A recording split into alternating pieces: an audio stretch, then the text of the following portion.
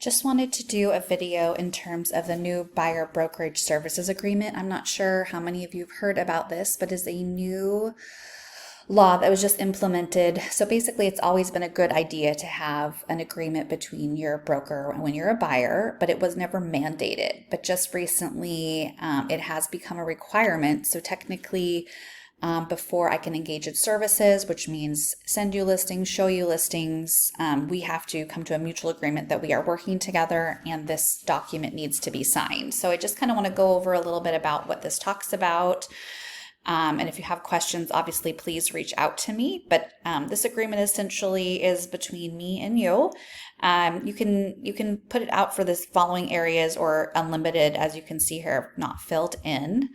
The term of the agreement defaults to 60 days, but sometimes it just takes a lot longer than 60 days to find a home, but it will default to 60 days, and that means that is the term of our agreement. When it talks about agency, you're going to receive a pamphlet called Real Estate Brokerage in Washington. It will tell you a little bit about the process. It states here that I would be the buyer broker, and then it talks about what type of agency relationship we have. So is it exclusive? Is it non-exclusive?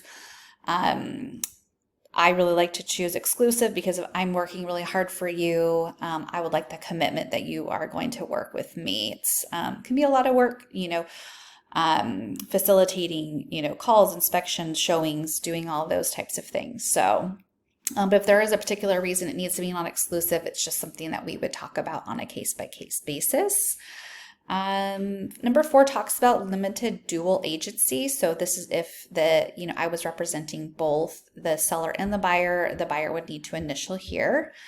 And this part talks about the compensation. So there was a document before this that it was a little more basic. This is a little more, I won't say complicated, just a little more specific, I'd say. So basically, for all intents and purposes, let's say we had 2.5% here saying that I would have the ability to ask the seller to pay a 2.5% commission.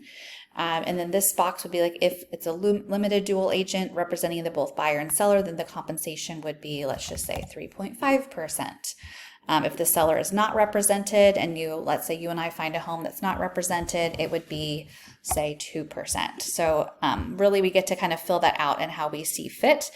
I should point out that if the seller, let's say, for example, is offering a 3% commission, that 0.5% would go back to you as the buyer. So just something that's kind of interesting and new that has come up lately. So a seller compensated offer, so they're not required to, the seller is not required to offer a commission, but the buyer may request that the seller pay the compensation to the firm as part of the buyer's offer. Again, here it says if seller's offer is greater than the compensation as part of the buyer's offer, buyer may request that amount of seller's offer to be credited to the buyer. So basically what I just went over. This just talks about the compensation terms. When buyer purchases the property. Pretty self-explanatory here. Compensation after expiration. Buyer purchases a property that was brought to the attention of buyer during the term.